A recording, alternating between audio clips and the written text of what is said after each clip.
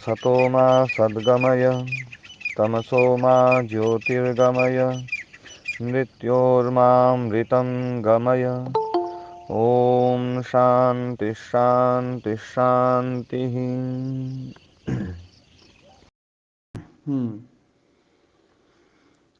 देखो क्या है, शुद्ध आत्मा दृष्टा नहीं है। शुद्ध आत्मा दृष्टा नहीं है।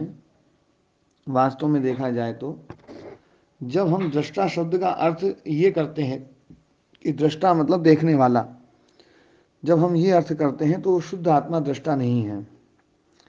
और दृष्टा शब्द का अर्थ जब हम ये करते हैं कि ज्ञान स्वरूप, ज्ञान मात्र, दृषि मात्र, तब वो शुद्ध आत्म तत्व के लिए दृष्टा शब्द का प्रयोग होता है। हम जब शब्दों का प्रयोग करते हैं तो हमें ये भी देखना होगा कि इस शब्द का प्रयोग किस प्रकार से किया जा रहा है।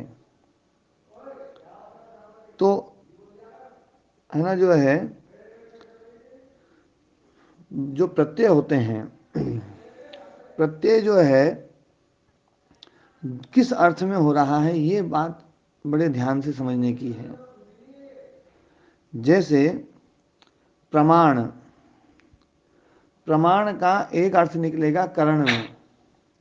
करण में जब अर्थ निकालते हैं हम, करण साधन जब प्रत्यय होता है प्रपूर्वक माँ धातु से और ल्युट प्रत्यय होता है, तो ल्युट प्रत्यय यदि करण अर्थ में है तो उसका अर्थ निकलेगा प्रमीयते अनेन इति प्रमाणम, जिसके द्वारा जाना जाता है वो है प्रमाण। तो वो हो गई इंद्रियां। तो प्रमाण शब्द इंद्रियवाची हो जाता है जब हम करण में प्रत्यय करते हैं।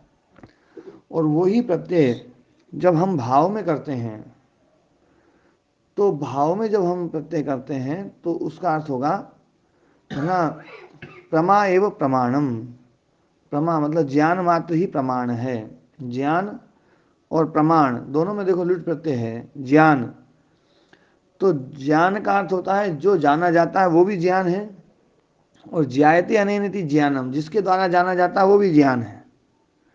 जब हम ज्यायते अनेनिति ज्ञानम करेंगे तो ज्ञान शब्द इंद्रियवाची होगा, इसलिए ज्ञानेन्द्रियां बोलते हैं। इंद्रियों को हम क्या बोलते हैं? ज्ञानेन्द्रियां। ज्ञान इंद्रियां हैं ये, इनके द्वारा जाना जाता है, इसलिए ज्ञान इंद्रियां हैं। और एक ज्ञानेन्द्रियों के द्वारा ज्ञान जाना जाता है, वो जो ज्ञान शब्द है वो भाव प्रत्यय वाला है ना, मतलब धात्वर्थ को ही बोलता है, अवबोध मात्र। तो है ना, जो है, इसी प्रकार से दृष्टा में यदि त्रिश प्रत्यय कर्ता में लाते हैं तो दृश्य क्रिया का जो कर्ता है, दृश्य क्रिया का जो कर्ता है वो दृष्टा कहलाएगा।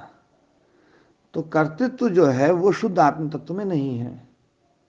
इसलिए दृष्टा शब्द जो है ना, जब हम कर्ता अर्थ में लाते हैं तो उसका अर्थ निकलेगा कि आत्मा जो प्रत्यानुपश्य हो गया है, जो है ना बुद्धि का प्रतिसंवेदी हो चुका है, वो प्रतिसंवेदी जो पुरुष है वो प्रतिसंवेदी पुरुष दृष्टा है।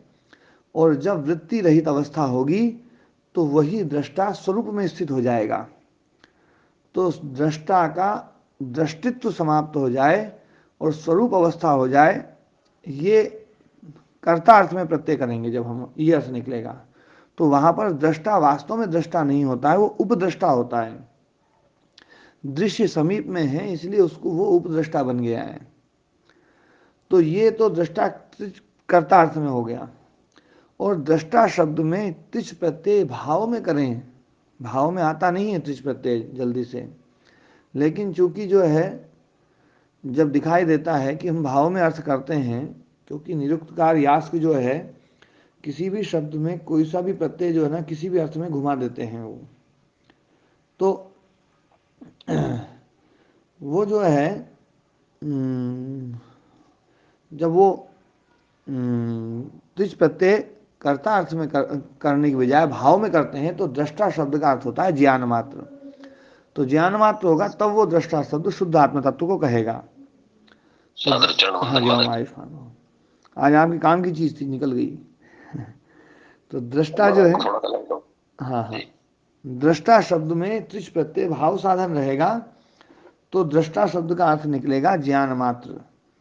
और जब दृष्टा में त्रिश प्रत्यय होगा, कर्ता अर्थ में होगा, तो अर्थ होगा उसका देखने वाला। तो आत्म तत्व के लिए जब दृष्टा शब्द कर्ता में अर्थ आता है तो दृश्य की समीपता के कारण से उसमें उपदृष्टित्व धर्म आ जाता है, और वो उपदृष्टित्व धर्म जो आता है वो प्रतिसंवेदी पुरुष में आता है। जो पुरुष बुद्धि के साथ में संयुक्त हो गया है, संघातात्मक पुरुष हो गया है, अहंकार युक्त पुरुष हो गया है, उस पुरुष में दृष्टित्व धर्म आता है। ये त्रिश प्रत्यय में कर्ता में लेते हैं जब। तो और भाव साधन करेंगे तो भाव साधन, रिकॉर्डिंग तो हो रही है। हाँ रिकॉर्डिंग हो रही है जी महाराज। है ना। जैसे मैंने कहा था, ज्ञान शब्द यदि करण में अर्थ करेंगे तो ज्ञान शब्द केवल इंद्रियों को कहेगा।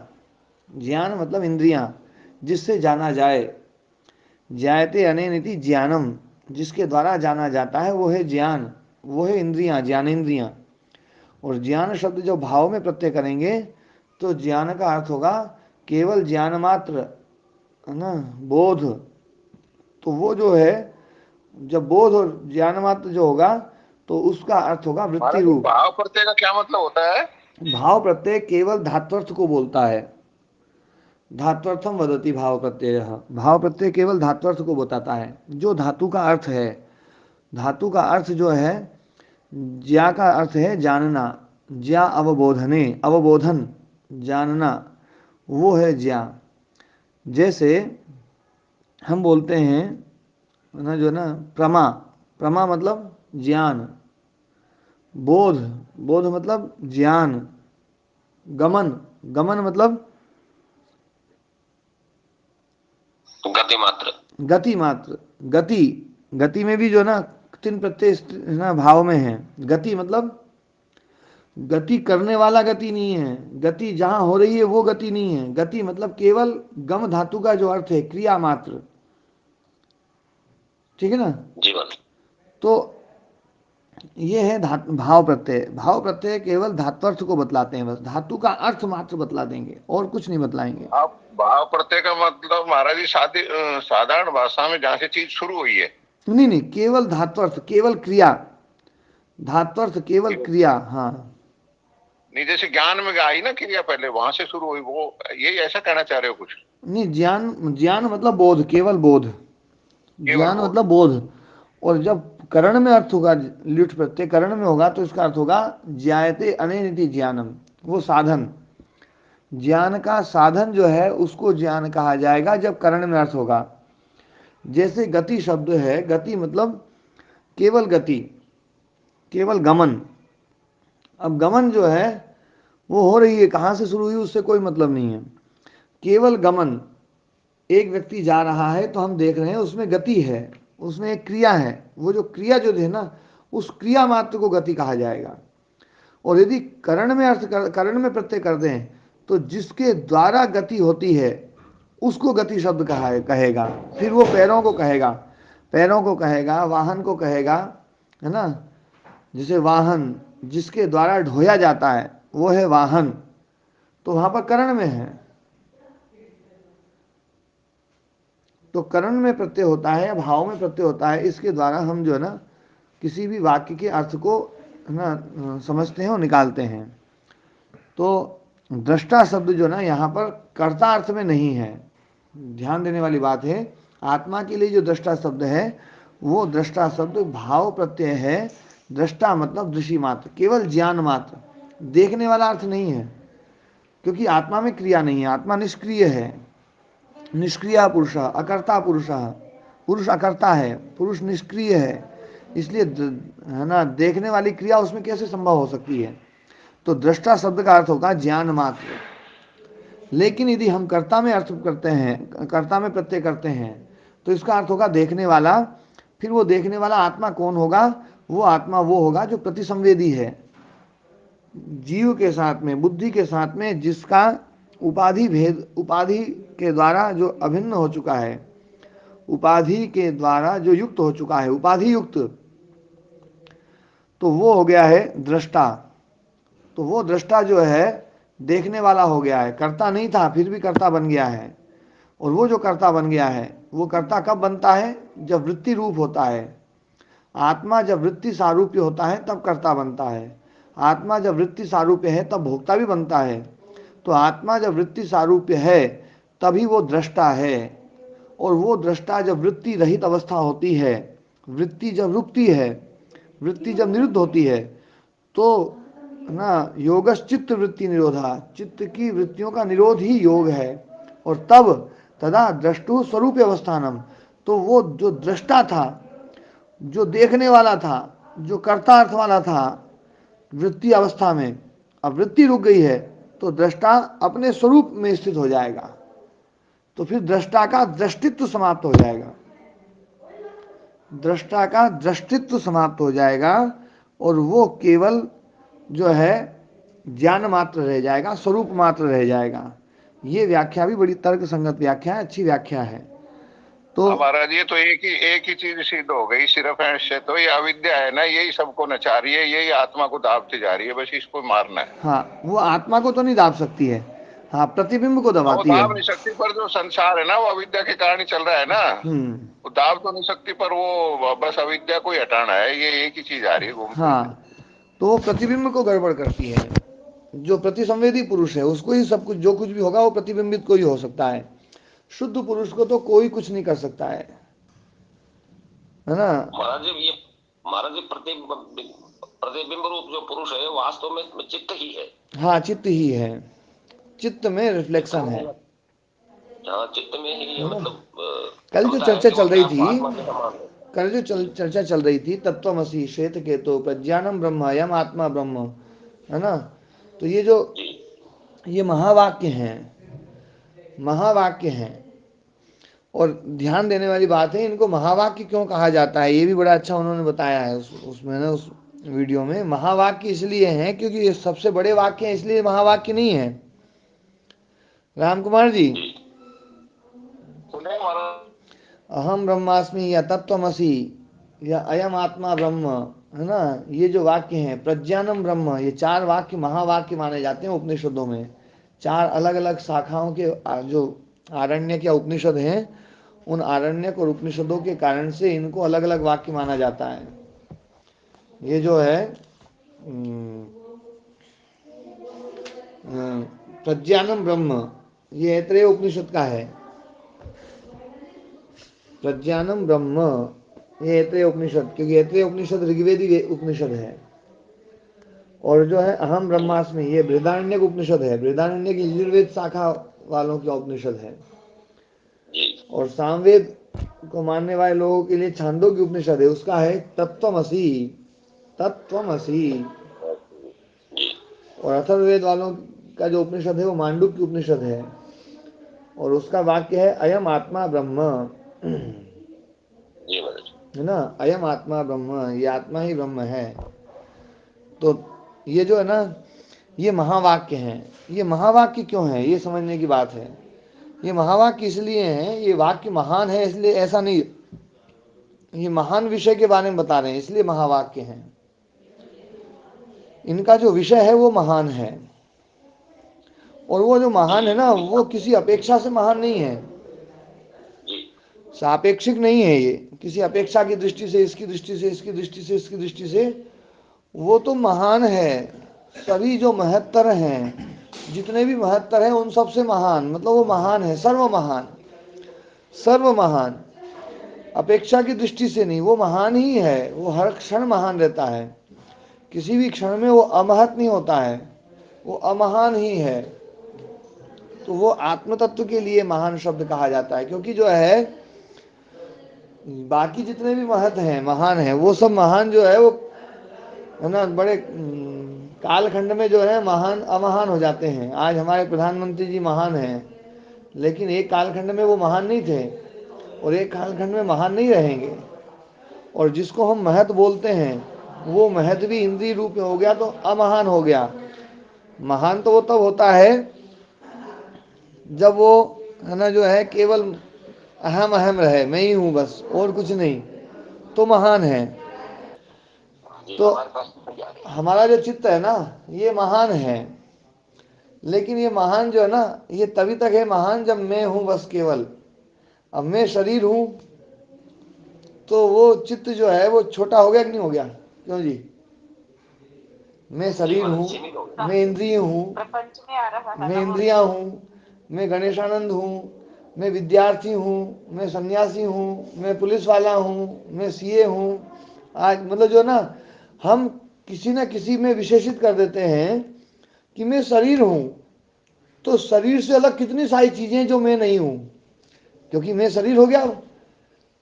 तो मैं ये कहना चाहता हूँ कि मैं शरीर हूँ और शरीर से भिन्न चीजें अब मैं नहीं रहा, तो मैं छोटा हो गया, तो महत अमहत हो जाता है ये अमहत हो गया, परिचिन हो है गया। ना। हाँ, परिच्छिन्न हो गया। लेकिन वो जो आत्म तत्व है वो हमेशा महान रहता है। वो उसके महान के ऊपर कोई काल का असर नहीं होता है, किसी वस्तु का असर नहीं होता है, किसी स्थान का असर नहीं होता है। त्रिविध परिच्छेद राहित्यम अनंतत्वम, पहले भी बोला था मैंने, त्रिविध परिच्छेद राहित्यम, तीन प्रकार से वो, तीनों चीजों से वो परिच्छिन्न नहीं है, अपरिच्छिन्न है। ना उसको काल परिच्छिन्न कर सकता है, काल उसकी सीमा नहीं बना सकता कि इस काल से पहले नहीं था और इस काल के बाद नहीं रहेगा। काल के द्वारा सीमित नहीं किया गया। उसी प्रकार से स्थान के द्वारा सीमित नहीं किया गया कि इतने स्थान में रहेगा, इतने स्थान में नहीं रहेगा। और न ही वो किसी वस्तु के द्वारा सीमित किया गया कि बोतल में पानी आ गया तो बोतल ने पानी को सीमित कर दिया, पानी घड़े में चला गया तो घड़े ने सीमित कर दिया। कोई भी वस्तु के द्वारा वो सीमित नहीं किया जा सकता है। जैसे घड़ा जो ना, घट पट नहीं है, घट पट नहीं है और पट घट नहीं घट है, नहीं है। है ना। हाँ, आत्म तत्व के लिए ऐसा कुछ नहीं कहा जा सकता। वो तो सब, वो तो ये जो कहा था ना, ये कहा जाता है यस्तु सर्वाणि भूतानि आत्मना एव अनुपश्यति सर्वभूतेषु चात्मानं ततो न विचिकित्सति यस्मिन् सर्वाणि भूतानि आत्मैवाद्भूत विजानतः तत्र को मोह कः शोकः एकत्वम अनुपश्यतः। जो उसको एक ही देख लेता है, सब कुछ आत्म तत्व को देख लेता है।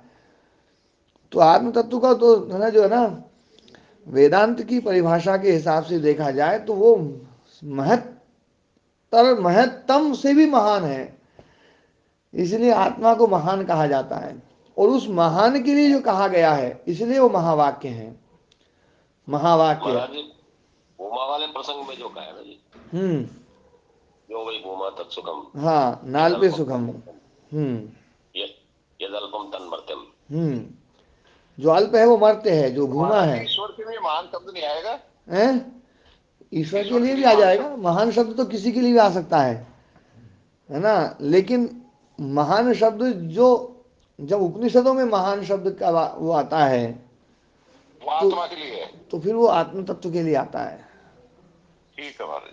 हाँ, जो चतुर्थ रूप है ना, जो, हाँ महाराज जी। हाँ, जो चतुर्थ रूप, राम कुमार जी, जो हाँ, आप समझ गया हो, बात। तत्वमसी, जो तुम हो वही हो। हम्म, तो हाँ महाराज जी, सबसे ऊपर आप में बैठना चाहिए। हाँ, तत्र को मोह कहा शोका, फिर वहां क्या मोह रहेगा, क्या शोक रहेगा। एकत्वम अनुपश्यता, जो एक को देख ले, उस एक तत्व को जो जान ले, फिर कोई मोह नहीं। क्योंकि मोह तो तब होता है जब अलग जब अलग करते हैं। जब छूटने का भो है ना, भय रहता है और किसी को छोड़ना होता है। मोह में पकड़ा कम जाता है, छोड़ा ज्यादा जाता है। हाँ महाराज जी, ठीक बात है। लगता उल्टा है कि हम पकड़ रहे हैं और छोड़ ज्यादा हाँ, रहे हैं। पकड़ रहे हैं, पर वास्तव में मोह में, जो हाँ, व्यक्ति छोड़ मोह में ज्यादा। रहेगा वो एक दो को ठीक बात। पकड़ेगा, हाँ हाँ, और बाकी सारा संसार छूट बाकी जाएगा। सारे छूट जाएंगे, है ना। जो हाँ बच्चों के मोह में है उसको कुछ बच्चे ही लगेंगे अपने, और जो बच्चों के मोह में नहीं उसको सारे बच्चे अपने लगेंगे, है ना। तो जो ठीक ज्यादा बात को है छोड़ महाराज। देता है वो मोह में है, और जो सब कुछ को एक देख रहा है वो तो क्या मोह में जाएगा, क्या शोक में जाएगा। उसके लिए कौन मर सकता है, कौन जिंदा हो सकता है। क्या गजब की बात है, ये दर्शन बड़ा अद्भुत है। इस दर्शन महाराज में जी ही, ये मोह, महाराज जी ये मोह तो ऐसा लग रहा है कि जैसे हम अमीर से मतलब सबसे बड़े अमीर होते हुए जानबूझ कर कंगाल होना चाह रहे कंगाल होना नहीं चाह रहे, हो ही गए। हैं। हाँ महाराज जी, कंगाल हो ही गया, सही कह रहे हो। कंगाल हो गए। ये बात जो है ना, जब मैंने चित्त के रूप में समझाई थी, महत्त्व के बारे में समझाई थी कि हम कितने छोटे होते जा रहे हैं। मैं विद्यार्थी हूँ, है ना, तो बाकी विद्यार्थी से अलग मैं नहीं हूँ। मैं जवान हूँ तो जवान से अलग मैं नहीं हूँ। मैं बूढ़ा हूँ, बूढ़े से अलग मैं नहीं हूँ। मैं सन्यासी हूँ, सन्यासी से अलग मैं नहीं हूँ। हम किसी न किसी एक उपाधि में हम जीते हैं। तो हम महान थे, लेकिन उपाधियों के कारण से अमहान हो गए, छोटे हो गए, हाँ, उपाधि में आते ही छोटे हो जाएंगे महाराज। छोटे हो गए, है ना। यही तो प्रपंच भले ही है। कितनी बड़ी उपाधि हो। हाँ, यही तो प्रपंच है, हाँ, यही प्रपंच है महाराज। यही विस्तार है। और ये जो विस्तार है, हम इसको विस्तार बोलते भले ही हैं, पर वास्तव में ये जो विस्तार है ये छोटा हो रहा है, ये छोटा हो रहा है, बढ़ नहीं रहा है। विस्तार में अपन ये सोचते हैं बढ़ रहा है। जैसे पंच जो है, पंच में शक्ति का विस्तार हुआ। संविधान प्रदत्त जो शक्तियां हैं, वो संविधान प्रदत्त शक्तियां, अब अपने संविधान में कितनी शक्ति है कि वो सबको बांट रहा है, वो बांट रहा है। तो उसने अंतिम तक पहुंचाया है, अंतिम तक शक्ति को पहुंचाया है। तो पंच जो है ना, पंच तक शक्ति पहुंची है, ये विस्तृत हुई शक्ति। लेकिन पंच शक्तिशाली नहीं है। जहां विस्तार है, अंतिम विस्तार है, वहां शक्ति कम हो गई है, कम होती जाएगी और कम होती जाएगी, है ना। जो शक्ति प्रधानमंत्री में है वो शक्ति उससे नीचे वालों में नहीं है, और जो नीचे वालों में वो उससे नीचे वालों में नहीं है, और जो उससे नीचे वालों में है वो उससे नीचे वालों में नहीं है। कलेक्टर तो पता नहीं कितना नीचे आएगा, और कलेक्टर के नीचे ही पता नहीं कितने हैं, और है ना। तो वास्तव में देखा जाए तो विस्तार जो होता है, वो विस्तार के साथ में अल्पता आती है।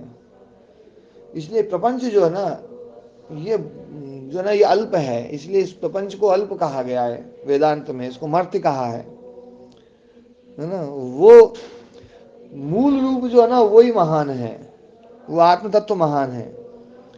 मैं वास्तव में जो है ना आत्म तत्व की चर्चा जब करता हूं तो मुझे ऐसा लगता है कि इसकी चर्चा तो किए जाओ। और जब भी आत्म तत्व की चर्चा करूंगा तो कुछ नई चीज लेकर के आऊंगा। वो नई चीज आती है, वो है ही ऐसी, आत्मा है ही ऐसी। और फिर भी यूं सब बता बुतू करके ऐसा लगता है कि उसको तो कुछ कहा ही नहीं जा सकता है। आत्मा को तो कुछ कहा ही नहीं जा सकता है। और जो कुछ भी आत्मा के विषय में कह रहे हैं वो आत्मा से बाहर बाहर ही घूम रहे हैं। हाँ, एक बात और समझने की है। जब हम आत्म तत्व को, आत्म तत्व की तरफ देखते हैं, जो कल चर्चा जो रिकॉर्डिंग नहीं हो पाई उसकी कुछ बातें जो ना इसमें रिकॉर्डिंग कर देते हैं कि तत्वमसि। तो यहां पर दो पदार्थ हैं, तत् और त्वम। तत् और त्वम, असि मतलब हो, त्वम मतलब तुम हो, और तत् मतलब वह, तुम वही हो, तुम वह हो। वह कौन? वो ईश्वर, है ना। तुम वो हो। अब यहां पर तत् शब्द ईश्वरवाची है, त्वम शब्द जीववाची है। तो ये ईश्वर और जीव, ये जो रूप है, ये क्या रूप है? कल अपन ने इस पर चर्चा करी थी कि ये सोपाधिक रूप है। सोपाधिक रूप मतलब उपाधियों से युक्त। जो उपाधि युक्त रूप होगा वो असली रूप तो नहीं होगा, लेकिन जब उपाधि में कुछ ना कुछ छूटेगा। लेकिन उपाधि में जो है ना, लगता ऐसा है कि बिल्कुल वो का वही है। देखो, उपाधि और विशेषण मैंने पहले बताए थे। विशेषण वो होता है, किसी भी वस्तु का कोई विशेषण होता है, तो विशेषण जो है वो उसका वाच्य होता है। विशेषण, है ना, जो है वाचक होता है। विशेषण का वो पदार्थ वाच्य होता है। समझने की बात है। जैसे काला सांप उदाहरण लेते हैं, काला सांप। अब काला शब्द जो है वो सांप का विशेषण है। विशेषण क्या होता है? भेद कराने वाला। विशेषण भेदक होता है। विशेषक जो होता है वो भेद करा देता है। एक पदार्थ से दूसरे पदार्थ को अलग कराने के लिए हम विशेषण शब्द का प्रयोग करते हैं। नीचे जो है मान लीजिए 19 विद्यार्थी बैठे हुए हैं, अब 19 विद्यार्थियों में से किसी एक विद्यार्थी को बुलाना है, तो मैं कोई ऐसा विशेषण बताऊंगा जो विशेषता बाकी उन 18 विद्यार्थियों में ना हो। मैं बोलूंगा भैया सबसे लंबे विद्यार्थी को ले आओ, तो वो सबसे लंबा विद्यार्थी, तो वो जो है, अब लंबा जो शब्द है, सबसे लंबा शब्द जो है वो उस सबसे लंबा शब्द ने उस विद्यार्थी को दूसरे विद्यार्थियों से अलग कर दिया। यह है भेदक, भेद करा दिया, भिन्न करा दिया। 10 सांप हैं, उसमें एक काला है, और अपन काले सांप से बचना है भैया, तो काला सांप जो है ना, काला शब्द जो है ना, उस काले शब्द ने उस सांप को दूसरे सांपों से अलग करा दिया। तो विशेषण जो होता है वो भिन्न भेद कराता है, पर भेद कराने के साथ साथ वो विशेषण शब्द उसका वाचक होता है। काला शब्द उस सांप को कहेगा भी, लंबा शब्द उस विद्यार्थी को कहेगा भी, क्योंकि वो ना जो है वाचक है और वो वाच्य है। लेकिन कुछ शब्द ऐसे होते हैं जो दूसरों से अलग भी करा देते हैं, पर उसके वाचक नहीं होते हैं, कभी वाचक बन ही नहीं सकते हैं। जैसे घटाकाश, घड़े के अंदर जो आकाश है, वो आकाश ना जो है ना घटाकाश शब्द के द्वारा कहा जाता है। घड़े के अंदर जो आकाश है वो घटाकाश है। तो घटाकाश दूसरे आकाश से अलग कर दिया हमने, तो दूसरे आकाश से इस आकाश को अलग किया है, वो किस शब्द ने किया है? घटने, घटने, घटने किया है। आकाश तो ये भी और आकाश तो वो भी है, जैसे सांप ये भी है, सांप वो भी है, लेकिन काला शब्द ने इस सांप को उस सांप से अलग किया है। ऐसे ही इस आकाश को उस आकाश से अलग करने वाला जो वो है घट शब्द। पर क्या घट शब्द कभी आकाश को कह सकता है? क्या आकाश में कभी घट धर्म आ सकता है? नहीं, कभी संभव नहीं है।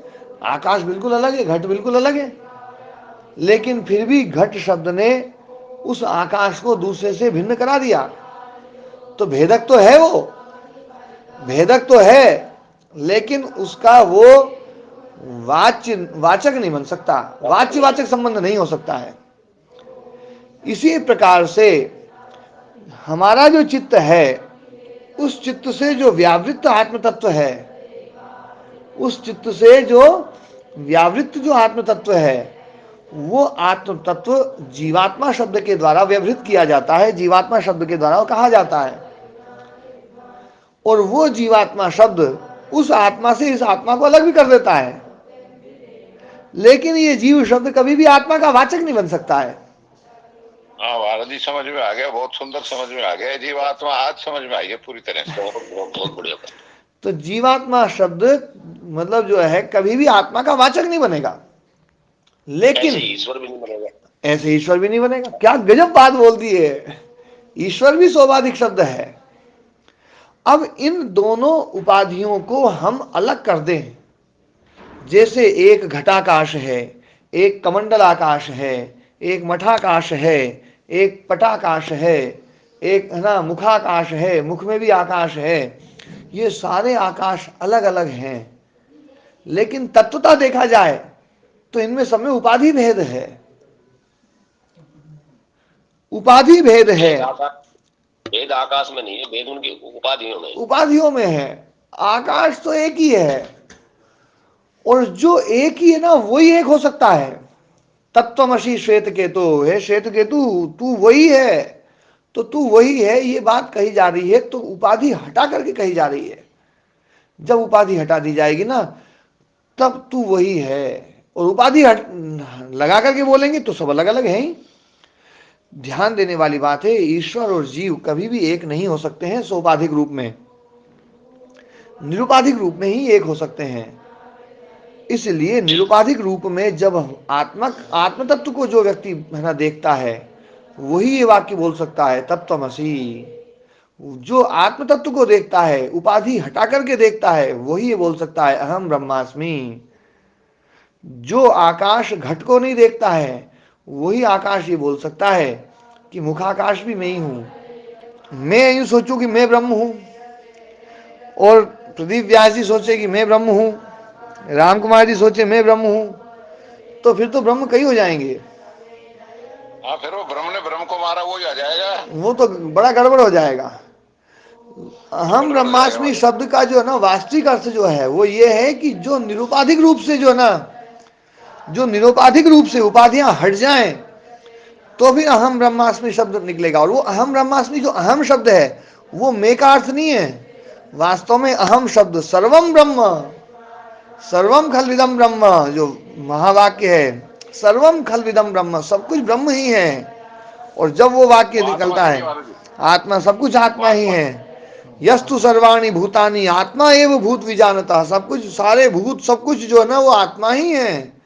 तत्र को मोह कह शोका एकत्वम अनुपश्यतः, ये श्रुति जो है ना महाराज जी, मतलब वेद जो है, जी महाराज जी। ये यदि वास्तव में देखा जाए, इसका जो ना जो परारूप है ना, परारूप देखा जाएगा तो बिल्कुल है ना वेदांत की तरफ जाएगा, अद्वैत की तरफ चला जाएगा। मैं आप ये बताओ, जो ऋषि दयानंद जी की मान्यता है वो सटीक बैटरी नहीं बैटरी? अरे वो तो बिल्कुल सटीक है महाराज जी। बस ठीक है, बस ठीक बैटरी महाराज जी, घबराओ मत ना। लेटर था ठीक बैटरी। उसको तो मैं कभी खत्म नहीं करूंगा। देखो व्यावहारिक रूप तो वही है हाँ, बस है वो ना। चीज हाँ, है। पर ये व्यावहारिक रूप जो है ना, उस व्यावहारिक रूप से आगे एक पारमार्थिक रूप भी है, उसको समझना है बस। मैं तो केवल तत्वमसी है ना जो ना वो वाक्य के ऊपर चर्चा चल रही थी, तब मैं इस बात को बोल रहा हूं कि जो उपाधियां हैं, उपाधियों के कारण से हम जो है ना जीवात्मा शब्द का प्रयोग करते हैं, उपाधियों के कारण से हम परमात्मा शब्द का प्रयोग करते हैं। और ये जितनी भी उपाधियां हैं, एक उपाधि को छोड़ करके, जो परमात्मा रूप जो उपाधि है, ईश्वर रूप जो उपाधि है, उस उपाधि को छोड़ करके बाकी जितनी भी उपाधियां हैं वो सारी की सारी उपाधियां अविद्याकृत हैं। और चूंकि अविद्या परिणामी है, तो अविद्या परिणामी होने के कारण से ये उपाधि भी परिणामी है। और ये उपाधि जो परिणामी है तो इसलिए जीवात्मा परिणामी है।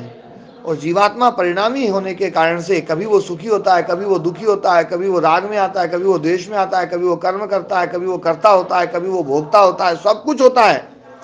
ये सब कुछ जो जो भी रूप हो रहा है वो अविद्या के कारण से हो रहा है, अविद्याकृत है। और अविद्या को इतना हल्के में नहीं लेना चाहिए कि अविद्या बहुत हल्की चीज है।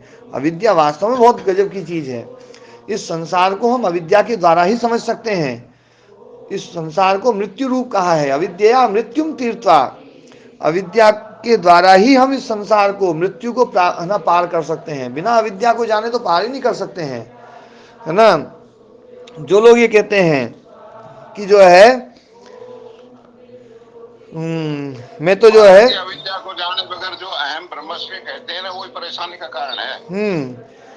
जो ये सोचते हैं कि अविद्या को छोड़ करके तो अपन विद्या ही विद्या में लगेंगे बस, तो उसके लिए वेद कहता है कि अंधन तमह प्रविशंति ये अविद्याम उपासते, घोर अंधकार में जाते हैं जो केवल अविद्या की उपासना करते हैं।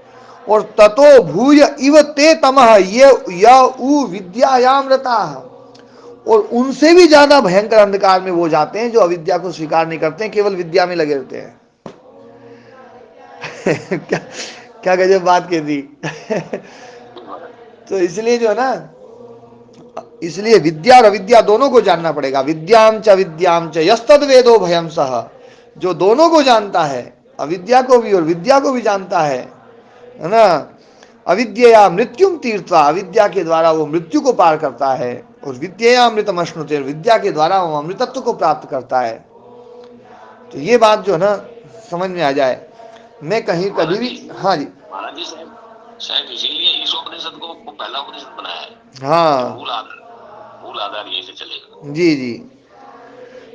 ये तो विद्या के साथ साथ अविद्या को भी पहले महत्व देना पड़ेगा, तभी विद्या समझ में आएगी।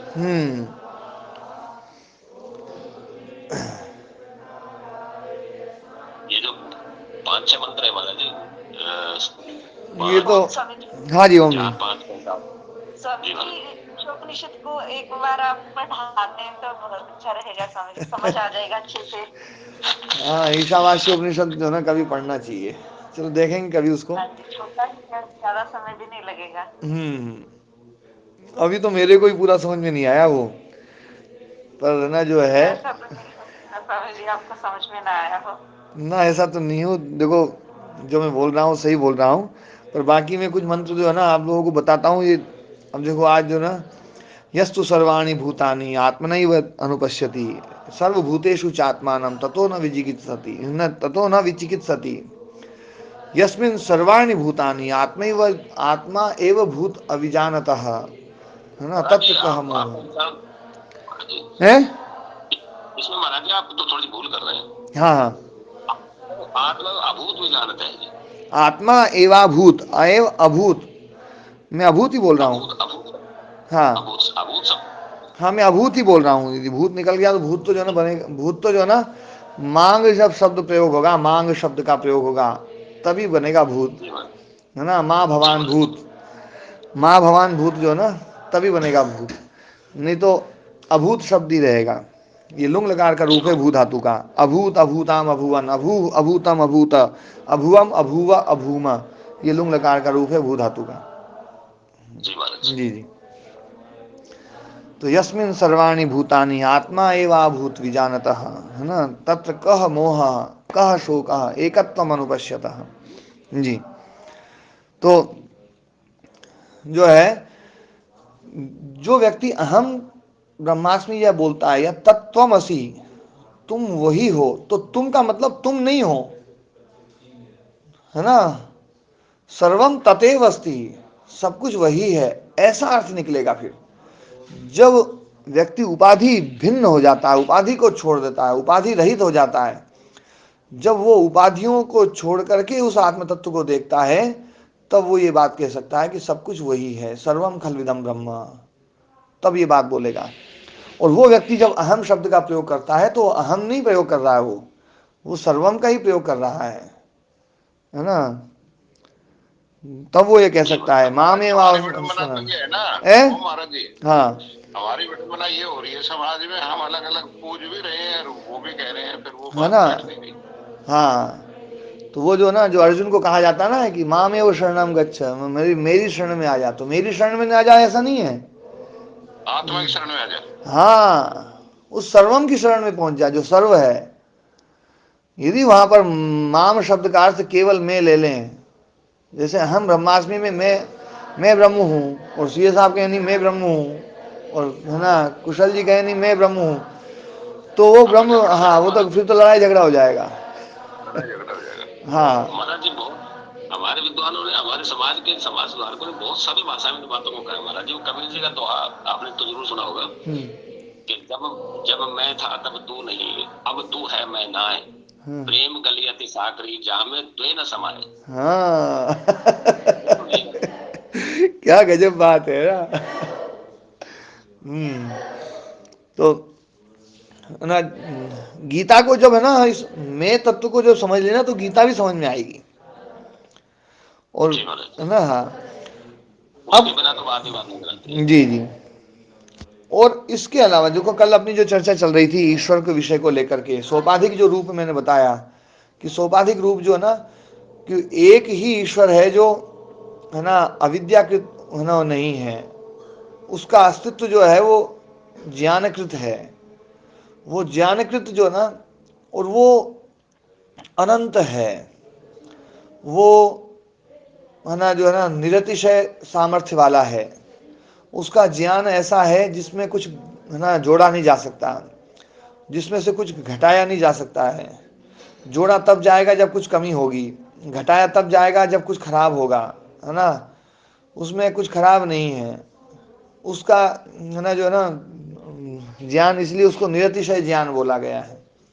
उसमें बल ऐसा नहीं है कि कभी कम हो, उसमें बल ऐसा नहीं है कि कभी उसमें बढ़े, क्यों बढ़ेगा तब जब उसमें कभी कमी रह जाए, कम तब होगा जब कोई कमी आ जाए। उसका बल एक जैसा रहने वाला, उसका ज्ञान एक जैसा रहने वाला, उसका सामर्थ्य एक जैसा रहने वाला। तो वो जो है ना ऐसा ईश्वर, वो ईश्वर एक है। ये दर्शन जो हमारे दर्शन हैं वो सारे के सारे एकेश्वरवाद दर्शन हैं, एक ही ईश्वर को मानने वाले हैं। और हमारे समाज में जो देवताओं की कल्पना शुरू हुई और देवताओं को लेकर के जब चर्चा हुई, तो ये भगवान कृष्ण ने भी गीता में कहा ना कि अंतिम काल में जो देवों का स्मरण करता है वो देव हो जाता है, लेकिन जो मुझको स्मरण करता है वो तो मुझ मेरे ही पद को प्राप्त होता है। मेरे पद को मतलब जो मुझे स्मरण करता है, मतलब मुझे आत्म तत्व को देखता है, या है ना, तो वो उस आत्म तत्व को ही पा लेता है। तो वहां पर जो है ना, इसको, आत्म तत्व को पा क्या लेता है महाराज जी? आत्म तत्व तो है ही। हाँ आत्म तत्व ही है। फिर उसके सारे जो सारी हाँ, पा उपाधियां क्या सब लेता खत्म है? हो वो तो जाती पाए हैं। को है ये। हाँ बाकी सारी उपाधियां उपाधि खत्म हो खत्म जाती करनी हैं। है। हाँ उपाधि खत्म करनी है। ठीक हम बात है महाराज। हम तो है ही ना, अपन तो है ना जो है राम कुमार जी, अपन तो वो है ही। हाँ यही महाराज जी, उपाधि खत्म हो जाए तो फिर अभी तो पोता ही ना छूट रहे महाराज जी, महाराज तो। हाँ तो स्वामी जी इस ईश्वर से तो आत्मा श्रेष्ठ है ना स्वामी जी? है। ये ना अपन ईश्वर की बात कर रहे हैं, उनसे तो आत्मा श्रेष्ठ है। हाँ आत्म तत्व जो है ना निरुपाधिक है और ईश्वर वो सोपाधिक है। सर्वश्रेष्ठ है, वो सर्वश्रेष्ठ है आत्मा। आत्मा तो जो ना उसकी तुलना किसी से नहीं की जा सकती है।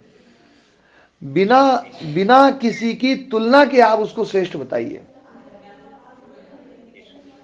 तो स्वामी जी वो मदानी जी वक्तव्य दे रहे हैं आजकल हाँ इस्लाम धर्म के संबंध में। कौन? तो वो ये कह रहे हैं कि जो राम कृष्ण शैव शक्ति और गणपति के उपासक हैं वो भटके हुए हैं। हम्म। हम तो अपने घर में ही हैं, हम तो एक अल्लाह को मानते हैं, वही उसी को आप ओम कहते हैं। ओम और अल्लाह एक ही बात है। देखो क्या है, जो ओम और अल्लाह की बात है, जी स्वामी जी। तो है ना जो है, इसमें एक बात समझने की है। ओ महाराज जी। हाँ मैं अभी समझाता हूँ, रुको आप मत बोलो। प्रदीप जी, जी आप स्वामी जी। हमारे आश्रम में आओ, जी और हमारे आश्रम में आओ और आपके बारे में किसी को बोलूं कि ये कौन है, तो जो आपको नहीं जानता है वो आपके बारे में ये भी नहीं बोल सकता है कि ये प्रदीप जी हैं, जो है ना, या ये प्रदीप जी नहीं है ये भी नहीं बोल सकता है। ये है और ये नहीं है, ये दोनों ही चीजें तभी बोली जा सकती है जब वो उसको जानता है। ठीक बात है जी स्वामी जी। है ना? अल्लाह और ओम वो लोग बोल रहे हैं जो ओम को नहीं जानते, केवल अल्लाह को जानते हैं, या जो केवल ओम को जानते हैं अल्लाह को नहीं जानते हैं। उन लोगों ने ओम और अल्लाह को एक माना है। वही लोग ईश्वर अल्लाह तेरो नाम इधर भी हैं, मतलब यूं नहीं है कि केवल मुसलमानों में ये बात बोली गई है। हाँ अपने इस्लाम एकेश्वरवादी है स्वामी जी। हमारे इधर भी जो इस इस्लाम बात को एक बोल रहे हैं लोग कि ईश्वर अल्लाह तेरो नाम, सब है ना, सबको सन्मति दे भगवान, और ये सब जो है ना कि भाई एक है। वो कौन लोग बोल रहे हैं? जो अल्लाह को नहीं जान रहे हैं। वो ईश्वर को तो जान रहे हैं लेकिन अल्लाह को नहीं जानते वो। और वो लोग अल्लाह को जानते हैं पर वो ओम को नहीं जानते हैं। वो लोग बोल रहे हैं अल्लाह और ओम एक है। असली विवेचन तो वो करेगा जो ओम के स्वरूप को भी, जो ओम के बारे में बताने वाले शास्त्र हैं उनको पढ़ेगा, और जो अल्लाह के बारे में बताने कुरान वाले को ही हैं पढ़ेगा। उस अल्लाह को भी जो पढ़ना पढ़ लेगा, दोनों को पढ़ ले, फिर वो व्यक्ति ये कहे भैया हाँ ये दोनों एक ही हैं, तब बात मानने योग्य रहेगी। जी स्वामी आप जी। कुरान को वो यदि आप पढ़ेंगे अल्लाह के बारे में, मतलब कुरान में अल्लाह के बारे में पढ़ेंगे, तो उनका अल्लाह तो है ना बहुत ही मतलब बड़ा पक्षपाती और बड़ा वो है ना जो है, वो तो बहुत छोटा है वो तो। मनमोजी है कुरान है महाराज जी मेरे पास, मैं पढ़ता हूँ कुरान को। है ना, इसलिए है ना, स्वामी जी। ये बात जो ना, ये बात तब घटित नहीं हो सकती है, क्योंकि मैं इस तरफ नहीं जा रहा हूँ। देखो जी स्वामी आपकी जो समस्या है वो ये है कि यदि हमने मतलब राम को ईश्वर नहीं माना, कृष्ण को ईश्वर नहीं माना। देखो मैं तो जो है ना यहाँ पर जो गीता को पढ़ा रहा हूँ, गीता में अहम की जो व्याख्या है वो मैंने अभी करी। उस अहम की व्याख्या को सर्वोच्च पद पे बैठा करके व्याख्या करी मैंने। वहां पर वासुदेवा सर्वम, तो वासुदेवा सर्वम वो कौन वासुदेव है? आत्म तत्व के लिए कहा जा रहा है वहाँ। जिस वासुदेव को अहम तत्व का बोध हो चुका है, जिसको आत्म तत्व का बोध हो चुका है, वो वासुदेव यहाँ पर बोल रहा है कि हाँ वासुदेवा सर्वम। वो वासुदेव क्या, वो है ना, प्रदीप व्यास को भी हो जाए ना तो प्रदीप व्यास भी ये बोलेगा प्रदीप व्यास सर्वम, है ना। वो गणेशानंद को हो जाए तो गणेशानंद भी यही बोलेगा गणेशानंद सर्वम। वो किसी को भी हो जाए, वो आत्म तत्व का बोध जो है ना वहां पर वो उपनिषदों में है। उपनिषदों में बादरायण जी बोल रहे हैं है ना कि मैं वही हूँ। बाज रहे हैं ना, बोले कोई जानने आया, बोले मैं किसको जानूं, है ना, आत्म तत्व को जानना है, बोले आत्म तत्व को जानना है तो बादरायण को जान ले, बस बादरायण ने अपने आप को जो जाना है। तो वो ये जो वाक्य हैं, इन वाक्यों का अर्थ हम समझें। और आपने देखो तुलसीदास जी की रामायण पढ़ी होगी, तो तुलसीदास जी की रामायण में दो राम का वर्णन है। एक राम जो दशरथ जी का बेटा है, एक राम जो घट घट में लेखा है। वहां पर भी एक राम को वो ये बता रहे हैं, क्योंकि मर्यादा पुरुषोत्तम भगवान श्री रामचंद्र, है ना, राम बनकर के कम जिए हैं, वो आत्म तत्व बनकर के ज्यादा जिए हैं। आत्म तत्व बनकर के जो जिए हैं, वो जो आत्म तत्व वाला जो रूप है, उसके लिए राम शब्द का प्रयोग होता है। वो जो राम है, जो अविनाशी है, जो अजर है, अमर है, नित्य है, पवित्र है, शुद्ध है, बुद्ध है, वो, है ना, उस राम की भी व्याख्या है या नहीं है रामचरितमानस में? स्वामी जी, ये वो आत्म तत्व की दृष्टि से मेरा असल स्वामी जी, मैं प्रश्न समझा नहीं पाया स्वामी जी। जी स्वामी जी, मैं प्रश्न समझा नहीं पाया। मैं ये कह रहा फिर से समझाइए जी। कि एकेश्वरवाद और बहुदेववाद, जो इस्लाम है वो केवल एकेश्वरवादी है। उनके ईश्वर में क्या गुण है अवगुण है वो तो मेरा अध्ययन नहीं है स्वामी जी, लेकिन वो एकेश्वरवादी हैं, जिसको राजा राममोहन राय ने स्वीकार किया था। और हमारे हिंदू में एकेश्वरवाद भी है और बहुदेववाद भी है। तो एकेश्वरवादी जो हैं वो ये मानते हैं कि जो बहुदेववादी हैं वो भ्रमित हैं, वो भटके हुए हैं। उस संबंध में उसका बयान था जी। तो मैं बस वहीं मेरा थोड़ा कंफ्यूजन है कि जो भगवान के अनेक नाम तो स्वीकार करेंगे, लेकिन अनेक जो रूप है, चाहे वो ब्रह्मा जी का अलग रूप दर्शाया, विष्णु का अलग दर्शाया, शिव जी का अलग दर्शाया, उन रूपों की स्वीकारोक्ति एकेश्वरवादी मानते नहीं है स्वामी जी। तो एक मैं थोड़ा सा बोलूं एक बार, फिर आप अपने प्रश्न को फिर समझाना। आप थोड़ा सा ना, मैं एक कुछ चीज बोलना चाह रहा हूं, उसके बाद में फिर आप थोड़ा सा आगे बढ़ोगे तो ज्यादा अच्छा रहेगा, फिर आप अपने प्रश्न को समझाना। मैं एक बात समझाता हूं, देखो ज्ञान की प्रोसेस क्या है। ज्ञान की प्रोसेस जो है ना, क्या है, अहम घटम जानामि, अहम घटम जानामि। अब इसमें जो है, मैं घट को जानता हूं, तो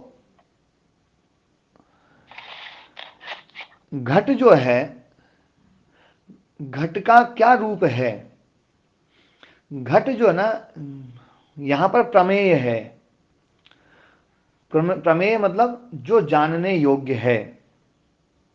घट प्रमेय है, जो जानने योग्य है। उस जानने योग्य घट को आप जान रहे हैं, तो आपको घट ज्ञान हुआ। तो अब यहां पर घट ज्ञान हुआ, लेकिन इसके साथ में यदि आपने कहा कि अहम सुंदरम घटम जानामि, मैं सुंदर घट को जानता हूं, तो यहां पर जो प्रमेय है, क्या केवल घट है? केवल आपने घटत्व को जाना है या सुंदरत्व को भी जाना है? हाँ जी प्रदीप जी, दोनों को जानेंगे तभी तो आप ही बोलोगे, तभी आप बोलोगे कि, है ना, घट ज्ञान और सुंदरत्व ज्ञान, सुंदर ज्ञान, ये दोनों ही जानोगे, तब आप बोलोगे सुंदरम घटम जानामि अहम, तभी बोल सकते हो, नहीं तो नहीं बोल सकते आप, है ना। इसी प्रकार से अहम एकम ईश्वरम जानामि, तो मैं एकत्व को भी जानता हूं और ईश्वरत्व को भी जानता हूं।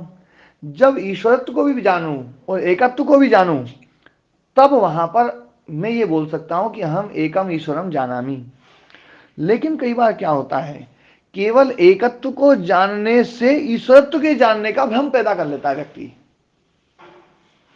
और वो ये सोचता है कि जहां जहां एकेश्वरवाद है, जहां जहां एक की बात है कि भाई हमारा ईश्वर एक है, हमारा अल्लाह एक है, हमारा गॉड एक है, अरे ये भी अपने जैसे हैं, अरे ये भी अपने जैसे हैं, ये भी अपने जैसे हैं, यहां समानता केवल एकत्व की है।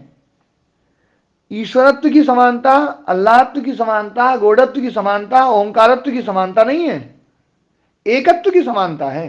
यही कष्ट का कारण है महाराज जी, यही कष्ट का कारण है। तो हम जो है ना, यदि विवेचना करें तो विवेचना केवल एकत्व पर ही नहीं करें, एकत्व के साथ में उसका जो स्वरूप है उस पर भी चर्चा करें। जैसे किसी के पास में एक घड़ा है, किसी के पास एक झोपड़ी है, किसी के पास में एक महल है, किसी के पास में एक राज्य है। क्या सब एक जैसे हो गए?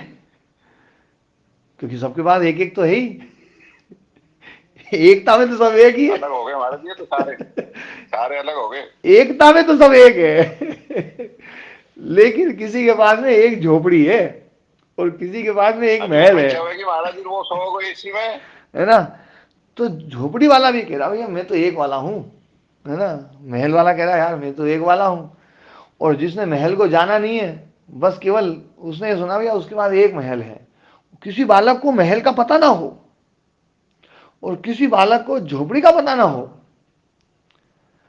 झोपड़ी का महल में रहने वाले बालक को यदि झोपड़ी का पता ना हो और उसको पास में किसी बालक को लाया जाए, भैया एक झोपड़ी इसके पास में है, बोले झोपड़ी क्या होती है, बोले रहने वाला मकान, तो वो यही सोचता होगा उसके पास भी अपने जैसा महल है, वैसी महल उसके पास होगा, क्योंकि झोपड़ी को जानता ही नहीं वो। तो वो सोचता है यार, वो कह उठेगा जी मैंने बोले ये भी अपने जैसा ही है। बोले पिताजी महल दो बनाओ, इससे थोड़ा सा अलग बनो क्योंकि एक तो इसके पास है और वो थोड़ा सा यूं कहते भैया अपने पास तो दो झोपड़ी है। तो जो एक महल वाला जो बालक है ना वो परेशान हो जाएगा, बोले यार इसके पास तो दो हो गए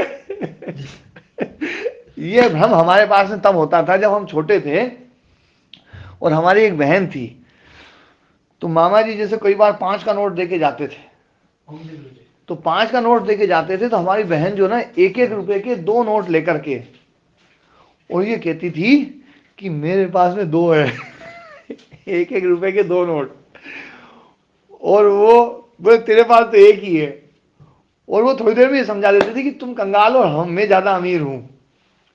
और फिर ऐसा भ्रम पैदा करके, और भ्रम पैदा करके और वो हमसे बदलवा लेती थी 5 का नोट ले लेती थी और 1-1 के नोट 2 हमें दे देती थी। ये क्यों होता था भ्रम? क्योंकि मैं नोट को नहीं जानता था, पर नोट की गिनती को जरूर जानता था कि नोट मेरे पास में एक है और बहन के पास में 2 है वो 2 नोट हैं। हम केवल इस एक को जान करके ये सोच रहे हैं कि वास्तव में, है ना, उसके पास में भी एक और अपने पास में भी एक, तो अपन बराबर हो गए। उसके पास में 2, अपने पास में 1, तो वो अपने से बड़ा हो गया। कहीं पर 2 संख्या बड़प्पन के लिए है, कहीं पर 2 संख्या, है ना, अबड़प्पन के लिए है, न्यूनता के लिए है।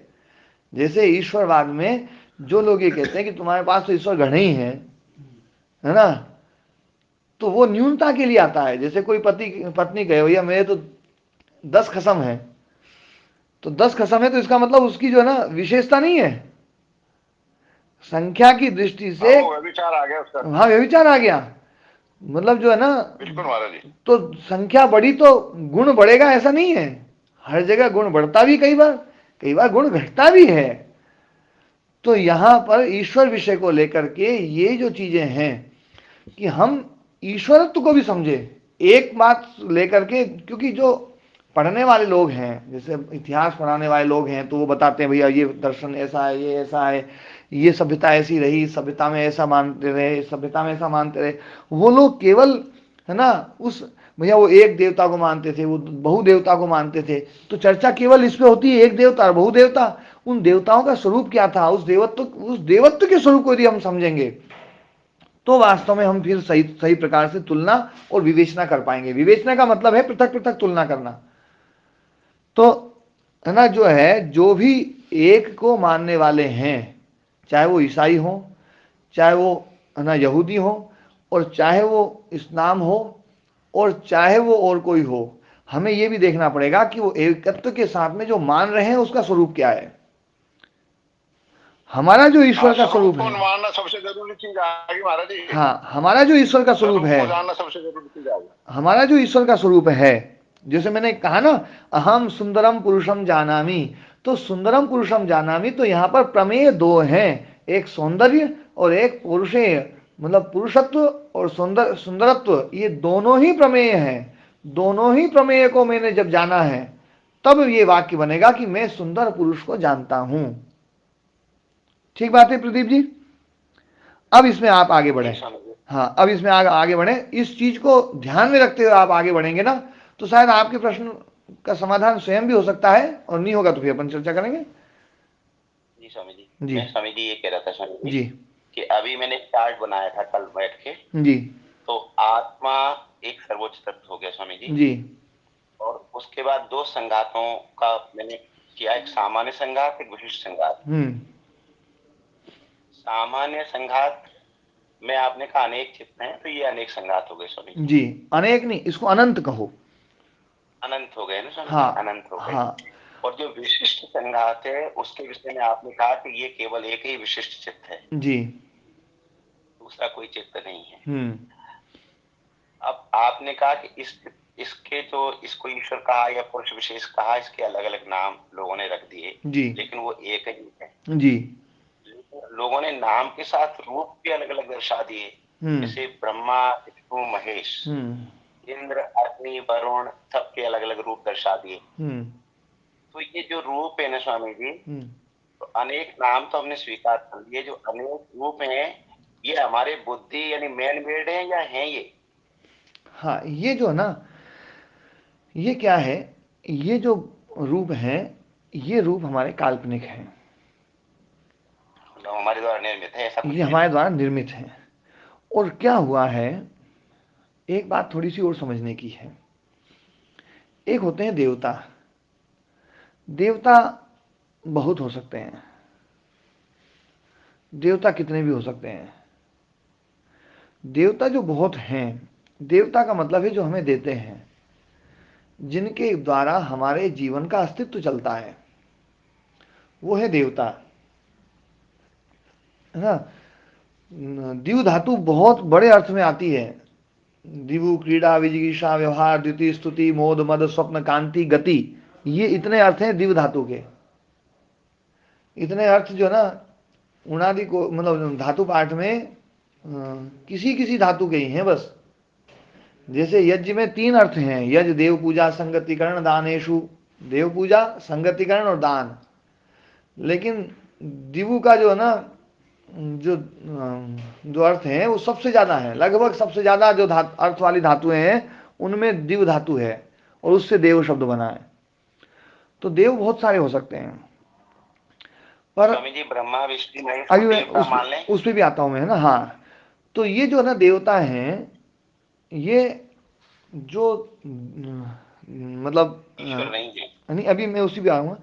जो देवता हैं कई सारे हो सकते हैं, जिनसे हमारे जीवन का अस्तित्व, हमारे जीवन में मतलब ना एक बड़ा विशेष होता है, तो हम उनको देवता मानते हैं। और वो देवता मर भी जाते हैं तो भी उनकी प्रेरणा से, उनके जीवन से हम बहुत कुछ सीखते हैं। इसलिए हम उनको मरने के बाद में भी देवत्व वाला जो पद है उसमें से उनको उतारते नहीं है। लेकिन समस्या कहाँ खड़ी हो जाती है? समस्या तब खड़ी हो जाती है कि वो देवता का जो नाम है, वो नाम ईश्वर के लिए भी प्रयुक्त होता है। तो वो जो नाम ईश्वर के लिए प्रयुक्त होता है, एक बड़े कालखंड के बाद में वो दोनों नाम आपस में जुड़ जाते हैं, और वो आपस में जुड़ करके और फिर हम जो है ना उस देवता को ईश्वर के स्थान पर बिठा देते हैं। और जो ईश्वर के स्थान पर बिठा देते हैं तो उसमें क्या होता है, महाराज जी कोई दिक्कत नहीं है, पर ईश्वर गौण कर देते हैं, फिर ये दिक्कत खड़ी हो जाती है। तो ईश्वर को फिर ना, या तो हम अपने देवता को इतना बलवान बनाए कि ईश्वर जितना बड़ा बनाए, या फिर हम जो है ना ईश्वर को इतना छोटा बनाए कि अपने देवता के लेवल में आ जाए, है ना। और कई बार बड़ा बनाने के लिए, देवता को बड़ा बनाने के लिए 2 तरीके हैं। देखो, एक बात समझने की, बहुत मनोवैज्ञानिक बात बता रहा हूं, और मैं ये निश्चित मानता हूं कि इस कक्षा में बैठे हुए बहुत सारे लोग इस मनोवैज्ञानिक बात से कुछ लोग विचलित भी हो सकते हैं, और वो विचलित वही होंगे जो आग्रह में बंधे हुए होंगे। पर मैं ये चाहता हूं कि आग्रह तोड़ करके इस बात पर विचार करना। हम जो है कई बार अपने देवता को बड़ा बनाने के लिए या तो ईश्वर को छोटा करते हैं या अपने देवता को बड़ा बनाते हैं। एक तीसरा तरीका है, वो तीसरा तरीका ये है कि हम अपने देवता को जिससे लड़वाते हैं या जिससे वो लड़े, उस असुर को भी हम बहुत ताकतवर बना देते हैं। जब उसको ताकतवर बनाते हैं और बोले उस ताकतवर को इसने मार दिया, तो ये उससे बड़ा हो ही गया। तो ये भी एक तरीका है देवता को बड़ा बनाने का। और इस देवता को बड़ा बनाने के लिए जब हम असुर को बड़ा बनाते हैं तो फिर हमें, है ना, 30 कोस की मूछ बनाने में, कुंभकर्ण की 30 कोस की मूछ बनाई जा सकती है, स्वाभाविक रूप है, कोई बहुत बड़ी बात नहीं है ना। फिर उसको कई कोस का बनाया जा सकता है ना। जिस आदमी की 30 कोस की मूछ है तो वो आदमी कितने कोस का होगा, और वो आदमी जो इतने इतने मतलब जो ना इतना बड़ा आदमी होगा तो खड़ा होता होगा तो जो धरती का जो वायुमंडल है, उस वायुमंडल में जहां पर ऑक्सीजन लेवल है उस ऑक्सीजन लेवल से ऊपर पहुंच जाता होगा, और वो सोता होगा तो उसके पैर श्रीलंका में होते होंगे और वो उसका सिर जो है ना वो बिल्कुल हिमालय पे आकर के हिमालय को तकिया बनाता होगा सीधा। और ये बात भी बड़ी समझ में आती है, पर उसके बाद में ये बात समझ में नहीं आएगी कि वो जब सोच वोच करता होगा तो वो तो है ना एक बड़े बड़े पहाड़ बनाता होगा है ना। लेकिन अब है ना जो है, अपने को इससे कोई मतलब नहीं, अपने को इससे मतलब है कि अपने देवता को अपने को बड़ा बनाना है, तो इसलिए उसको इतना बड़ा बनाया है, इतने बड़े को ठोका है, देखो इतने बड़े को पीट दिया है और इतने बड़े को गिरा दिया है, इतने बड़े को मार दिया है। तो निश्चित रूप से अपना देवता बहुत बड़ा है। ये आप इसमें ना कहीं पर भी, ये यही नहीं, मैं केवल अपने यहाँ की बात नहीं कह रहा हूं, आप दुनिया के किसी भी धर्म संप्रदाय में, किसी भी मजहब में चले जाइए, हर जगह पर इस शैली का उपयोग किया गया है। ये एक शैली है और इस शैली में अलंकार ज्यादा है, इस शैली में कल्पनाएं ज्यादा हैं। उन कल्पनाओं को ध्यान में रखते हुए यदि हम इसमें से सत्य का, है ना, सत्य को ग्रहण करना चाहें तो सत्य को ग्रहण किया जा सकता है। बाकी मैं किसी की मान्यताओं पर कुठाराघात करने के लिए ये बातें नहीं बोल रहा हूं, मैं तो केवल एक मनोविज्ञान समझा रहा हूं कि मनोविज्ञान जो है ना, देवता को बड़ा बनाने के 2-3 तरीके हो गए। एक तो अपने देवता को बड़ा बनाया जाए ईश्वर जैसा, या ईश्वर को थोड़ा छोटा बनाया जाए, या फिर उसने जिससे युद्ध किया है उसको खूब बड़ा बना दिया जाए, तो भी हमारे देवता का प्रकर्ष संभव हो सकता है ना जी। हाँ, 1 मिनट, प्रदीप व्यास जी का लेंगे प्रश्न जी। जी विष्णु महेश देवता है स्वामी जी। जी, तो ये सामान्य चित्त से युक्त है या विशिष्ट चित्त से युक्त है? नहीं देखो, इनका जो ये जो सामान्य चित्त है, इस सामान्य चित्त में अति विशेष बनने का सामर्थ्य है, पर परम विशेष बनने का सामर्थ्य नहीं है। जी स्वामी जी। है ना, परम विशेष ये कभी नहीं हो सकता, पर ये अति विशेष होने का सामर्थ्य तो है। जी स्वामी जी। हाँ, यानी सामान्य चित्त ही हुआ ना स्वामी जी? हाँ, सामान्य चित्त है, पर सामान्य चित्त होते हुए भी, सामान्य चित्त होते हुए भी हमारे चित्त में सामर्थ्य बहुत है। इतना सामर्थ्य है कि वो योगेश्वर बन सकते हैं, वो मर्यादा पुरुषोत्तम बन सकते हैं, है ना, वो पूरे संसार का नेतृत्व कर सकते हैं, पूरे संसार में बदलाव ला सकते हैं, वो अधर्म को खत्म करके धर्म की स्थापना कर सकते हैं। वो ये घोषणा कर सकते हैं कि जब जब अधर्म ना हो बढ़ेगा तो मैं उस अधर्म का नाश करूंगा, मैं धर्म की स्थापना करूंगा, धर्म संस्थापनार्थाय संभवामि युगे युगे, वो ये घोषणा कर सकते हैं। ये जो ना इस चित्त में ये सामर्थ्य हो सकता है। और एक बात और भी जो है ना, हाँ, सामान्य चित्त भी होगा। एक बात और बोलना चाहता हूं प्रदीप जी, भगवान कृष्ण को हम परम चित्त बनाए और एक सामान्य चित्त बनाए, दोनों में भगवान कृष्ण की महिमा किसमें ज्यादा है? इस हमारे चित्त में महाराज जी। अरे उनको बोलने दो जी। स्वामी जी, मैं तो समझने की कोशिश कर रहा हूँ।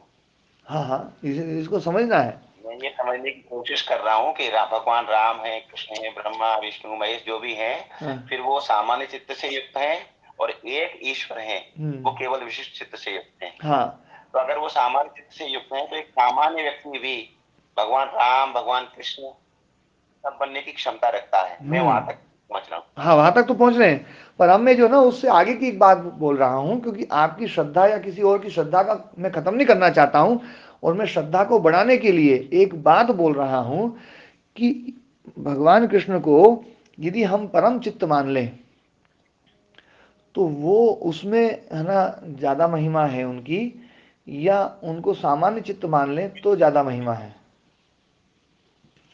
सामान्य चित्त में कहाँ महिमा बनती है स्वामी जी? अच्छा एक बात बताओ, उसको परम चित्त मान लें, परम शक्तिशाली, तो गीता का ज्ञान देना कोई बहुत बड़ी बात थोड़ी है फिर ऐसे भगवान के लिए, वो तो भगवान है। धर्म का है ना स्थापना कोई बहुत बड़ी बात है, उनके तो संकल्प मात्र से चीजें होती हैं। तो लेकिन स्वामी जी कौन सा उनके बड़ा मन में भारी जो काम कर भावना दिया है, उन्होंने?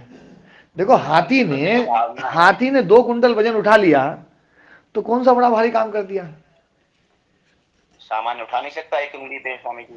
नहीं, वो तो हाथी तो सामान्य एक सामान्य, उंगली पे गोवर्धन रख नहीं सकता। एक वो तो एक जो गोवर्धन उठाया ना एक उंगली से, वो तो एक स्वामी उंगली जी से तो मतलब एक एक गैलेक्सी को उठाए तो भी छोटा है। मैं तो ये मानता हूँ यार, ये तो जरा सा गोवर्धन उठाया, क्या स्वामी जी मतलब। हाँ मैं सामान्य बात कर रहा हूँ कि एक सामान्य व्यक्ति, मुझ जैसा एक सामान्य व्यक्ति जो काम नहीं कर सकता और दूसरी ओर वो काम हो रहा है, तो उसको सामान्य नहीं मान सकते। हाँ, ये विशेषता तब बनेगी। देखो, भगवान कृष्ण की विशेषता तब बनेगी जब वो सामान्य हैं, और सामान्य होते हुए उन्होंने अपने इंद्रियों का संयम रखते हुए अपने भीतर उस सामर्थ्य को विकसित किया, और उस सामर्थ्य को विकसित करते हुए उस समय के देश की पूरी मतलब जो ना जो अव्यवस्था थी, उस अव्यवस्था को उखाड़ करके फेंक दिया। और कितने दुष्ट लोग थे, कितने चालाक लोग थे, इतने दुष्ट और चालाक लोगों को भी भगवान कृष्ण ने अपनी महती प्रतिभा के द्वारा उन सबको परास्त कर दिया। और कम सेना होते हुए भी धर्म को जिताना, और ऐसे योद्धा को है ना जो ना लड़ाना, जिस योद्धा को मतलब सामने देख करके जो मतलब जिसके भीतर मोह जागृत हो गया, और मोह जागृत हो गया, और वो योद्धा जो ना पसीना पसीना हो गया कि मेरे शरीर में तो कंपकपी हो रही है, मेरे शरीर में तो जो ना मैं तो खड़ा नहीं रह पा रहा हूं, जो खड़ा रहने की जिसकी शक्ति खत्म हो गई, उस व्यक्ति को अपने बिल्कुल जो सबसे प्रियजन थे, जो अपने आत्मीय जन थे, उनके विरुद्ध खड़ा कर देना कि ये अधर्मी है, ये पापी है, इनको मारना तेरा धर्म है। एक सामान्य व्यक्ति के लिए एक ऐसे अर्जुन को समझाना जो इतना समझदार था, मूर्ख को समझाना इतना सरल, इतना कठिन नहीं होता है, जो समझा समझाया था, और उसको समझा रहे हैं भगवान कृष्ण, और कितनी मेहनत कर रहे हैं। 18 अध्याय कोई छोटे मोटा ग्रंथ नहीं है। 18 अध्याय मतलब इतनी है ना, भगवान होते तो बस एक बार संकल्प करते और अर्जुन तीर उठाता और बोले चल, बोले बोले भगवान ले चलो, किस किस को ठोकना है अभी ठोकता हूं, है ना। तो फिर तो कोई बात ही नहीं थी। भगवान है तो फिर तो उनकी जो महिमा है वो तो महिमा सब खत्म। महिमा तो तब हो रही है जब वो एक सामान्य होते हुए उन्होंने इतना बड़ा इतना विशेष काम किया। भगवान राम इतना सामान्य होते हुए देखो, एक मतलब इतना कोई अहंकार नहीं किसी प्रकार का, एक भरत के प्रति उनका इतना अपना अपनत्व है, और बोले भरत राजा बनेगा, ओहो क्या प्रसन्नता हुई। और कोई भी जरा सा शोक नहीं, थोड़ा भी शोक नहीं, वन में चल दिए हैं और अपने कर्तव्य का पालन किया है, उन मर्यादाओं को जी करके दिखाया है जिन मर्यादाओं को जीना एक मतलब सामान्य व्यक्ति के वश में नहीं है। उन मर्यादाओं को स्थापित किया, और कैसी मर्यादाएं स्थापित की कि मतलब आज लाखों साल हो गए लेकिन फिर भी जो है ना उन मर्यादाओं को लोग जो है ना याद करके अपने जीवन को सुधारते हैं। तो कितना बड़ा दिव्य जो है ना वो है जीवन रहा। तो ये जो चीजें है ना, इनको हम जब हम सामान्य चित्त मानते हैं तब ये महिमा बढ़ेगी। और यदि हम उसको परम चित्त मान लें फिर तो कोई महिमा नहीं। फिर तो यार जो है ना मतलब कि इतने 3-3 दिन समुद्र के ऊपर बैठे रहे, और रावण को युद्ध में इतने दिन बाद हराया, और इतनी बड़ी सेना लेकर के हराना पड़ा, और ना संजीवनी बूटी के लिए जो ना उसके लिए परेशान हो गए, हनुमान जी को भेजा और सब कुछ किया, ये तो कुछ है ही नहीं। वो तो मतलब जरा सा, वो तो संकल्प मात्र से काम होता है उनके। उसमें उसमें स्वामी जी क्या है कि जो उनके प्रति आस्थावान लोग हैं वो ये उनकी लीला मानते हैं कि वो स्त्री के लिए रो रहे हैं। पति ने यही तो कहा कि ये ब्रह्म कैसा है जो स्त्री के लिए रो रहा है। एक खगमृग ये मधुकर श्रेणी तुम देखी सीता मृग नैनी, बोले रो रहे हैं क्या कि भगवान है। उसको जो आस्थावान लोग हैं वो लीला मानते हैं स्वामी जी। लेकिन आपकी बात मुझे समझ में आ रही स्वामी जी। मैं ये निवेदन कर रहा था स्वामी जी, फिर अपन फाइनली ये कहें कि जो विशिष्ट संघात है वो कभी भी साकार नहीं होता, और जितने साकार रूप है वो सामान्य चित्त के ही हैं। उनकी क्षमताएं अलग अलग हो सकती हैं और हर चित्त अपने आप को उन्नत कर सकता है साधना के द्वारा, तपस्या के द्वारा, या प्रभु जैसे भी माने जी, है ना। जी इसका अर्थ है जी। जी बिल्कुल सही है ये सब। और ये जो हमारे प्राचीन शास्त्र हैं, एक थोड़ा सा आपको ना एक बात और भी समझनी पड़ेगी। जैसे मैंने कहा ना कि जैसे एक ईश्वर को मैं भी मानता हूँ, है ना, मेरे पास में भी एक झोपड़ी है ना, दूसरे के पास में एक महल है ना। नहीं स्वामी जी, वो तो नहीं, मैं उस अभी भाव से एक उदाहरण दे रहा हूँ, अभी मैं उदाहरण दे रहा हूँ। मैं अभी एक उदाहरण, क्या है। नहीं नहीं, एक उदाहरण मैं अभी दूसरे काम के लिए दे रहा हूँ उसको। जैसे एक झोपड़ी वाला, वो उदाहरण में पूरा नहीं दे पाया था। जैसे महल वाले को कहा जाए ना कि इसके पास एक झोपड़ी है, तो महल वाला पूछेगा बोले झोपड़ी का क्या, झोपड़ी मतलब क्या होती है, तो उसको क्या समझाएं। तो उसको बताएंगे जैसे अपन महल में रहते हैं ना, ऐसे ही मकान, रहने का मकान होता है, वो झोपड़ी होती है।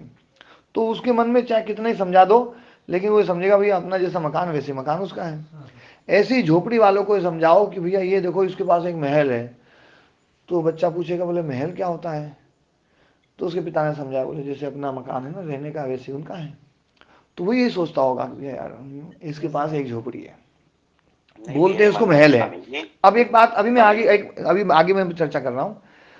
तो हम जो है ना, हम जो शब्द है ना, किसी भी चीज के लिए किसी शब्द का प्रयोग होता है, तो उसके स्वरूप को न समझ करके हम जो है उन दोनों चीजों में समानताएं ले आते हैं। ये बात मैंने इसलिए बोली है क्योंकि हम शास्त्र शब्द का जो प्रयोग करते हैं, ये शास्त्र भी, चाहे हम वेद हों, चाहे वो उपनिषद हों, चाहे वो श्रीमद् भगवद गीता हो, फिर चाहे वो पुराण हो, और चाहे वो रामायण हो, तुलसीकृत रामायण हो, या और कोई ग्रंथ हो, इन सब को जब हम एक कैटेगरी में रखते हैं तो हम इस सार को नहीं समझ पाएंगे। वास्तविकता ये है कि जो शास्त्र प्राचीन हैं, जो शास्त्रों, जिन शास्त्रों के ऊपर बहुत ज़्यादा गहन शोध हुआ है, और जो शास्त्र वास्तव में प्रामाणिक रूप से स्वीकार किए गए हैं, उन शास्त्रों को ही हम प्रामाणिक रूप से हम भी स्वीकार करें। उसमें वेद, श्रुति और उसमें स्मृति, उसमें वेद में उपनिषद भी आते हैं, श्रुति में वेद है ना, उपनिषदें भी आती हैं। प्राचीन काल में जो श्रुतियों का जो वर्णन है, उस श्रुति में है ना, उपनिषदों को भी श्रुति में गिना जाता है। और उपनिषदों का सार भाग है गीता, इसलिए गीता भी इसलिए स्वीकृत है, बहुत मतलब पूजनीय जो मानी जाती है वो। बीच में एक बात मैं बोल, हाँ जी महाराज जी, उपनिषदों के ऊपर भी बड़ा भयंकर बवाल है कि उपनिषदें जो वास्तव में जो प्राचीन है, उनके अतिरिक्त बहुत सी उपनिषदें बना दी गई हैं अपने अपने सिद्धांतों को स्थापित करने के लिए। हाँ, वहां भी गड़बड़ है। देखो क्या है, जो व्यक्ति शास्त्रों को पढ़ेगा तो धीरे धीरे उसको समझ में आ जाएगा कि ये जो चीज़ ना, ये लाइन बाकी शास्त्र से अलग लग रही है, ये अलग दिशा में जा रही है। वो व्यक्ति लाइन लाइन को भी बता देगा कि ये लाइन जो है ना, ये प्रक्षिप्त की गई है, एक एक लाइन को बता सकता है वो। तो है ना, जो है ना, उन प्रक्षेपों को हटा करके और हम शास्त्र को समझ सकते हैं। और इसमें प्राचीन, जैसे ये जो व्यास भाष्य में जो पढ़ा रहा हूँ ना प्रदीप जी,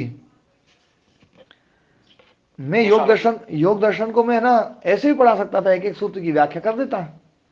मैं व्यास भाष्य को इसलिए पढ़ा रहा हूं ताकि आप लोगों के भीतर एक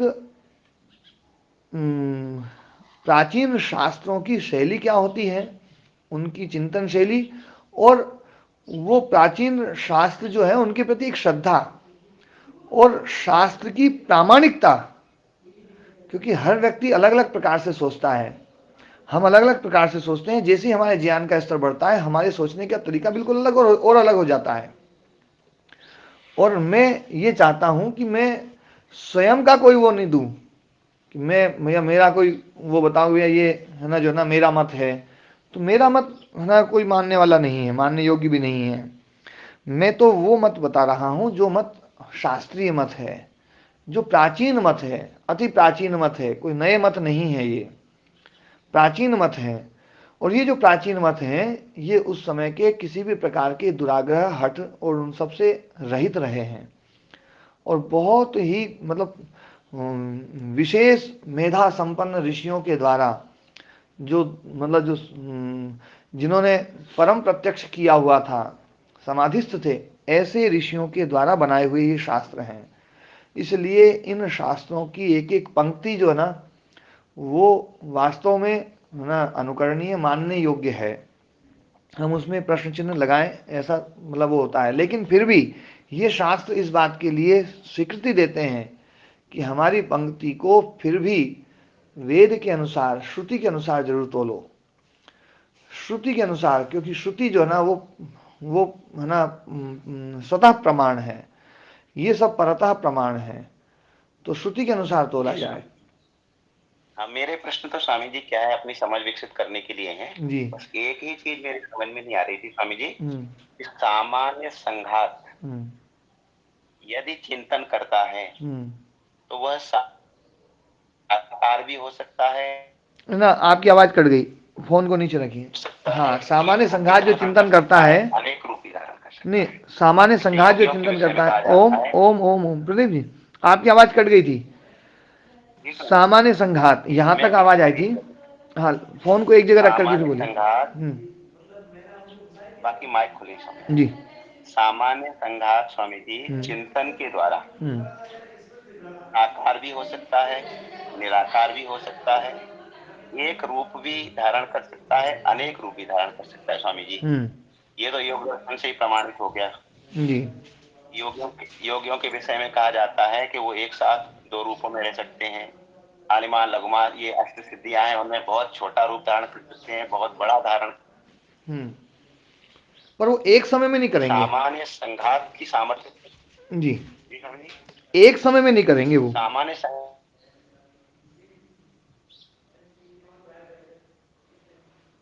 आपकी आवाज कट गई, बिल्कुल ही बंद हो गई। फोन को नीचे रख करके ही बोलना पड़ेगा, तब आवाज आएगी। एक जगह रख दीजिए फोन को। ओम। आवाज नहीं आ रही? हाँ, अब आई है, अब आई, बहुत देर में अब आई है।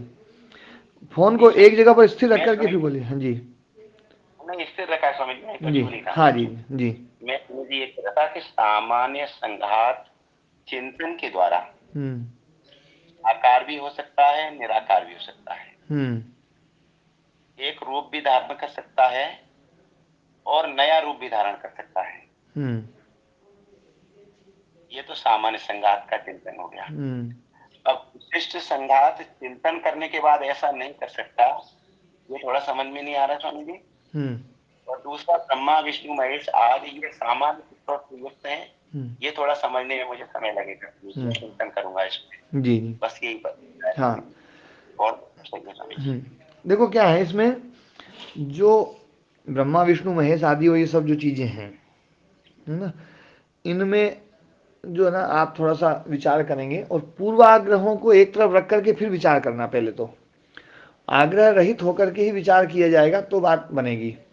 फिर बाकी मैं ये नहीं कहता हूं कि आप अपने पूर्वाग्रहों को छोड़ दो, आप अपने पूर्वाग्रहों को है ना फिर पकड़ लेना, लेकिन एक बार विचार करते समय उनको एक तरफ हटा करके फिर विचार करना। विचार की शैली तो वही है कि हम अपना पक्ष हटा करके, जैसे कहते हैं ना, जैसे कोई नक्शा बनाते हैं तो नक्शा बनाया, फिर दूसरे ने कहा बोले भैया इसकी जगह देखो ये नक्शा बनाओ, तो हम है ना जब दूसरे नक्शे को समझते हैं तो अपन ये सोचते हैं कि ये है, अपने वाला नक्शा है ए और दूसरा वाला नक्शा है बी। जब ए को समझते हैं तो ए के हिसाब से सब चीज देखते हैं, फिर जब बी के हिसाब से देखते हैं तो बी के हिसाब से ये नहीं देखते हैं अपन कि मतलब बी में ये नहीं देखते हैं कि भैया ए में तो पाकशाला इस कोने में थी, बी में इस कोने में है, तो अपन दोनों जगह पाकशाला देखें।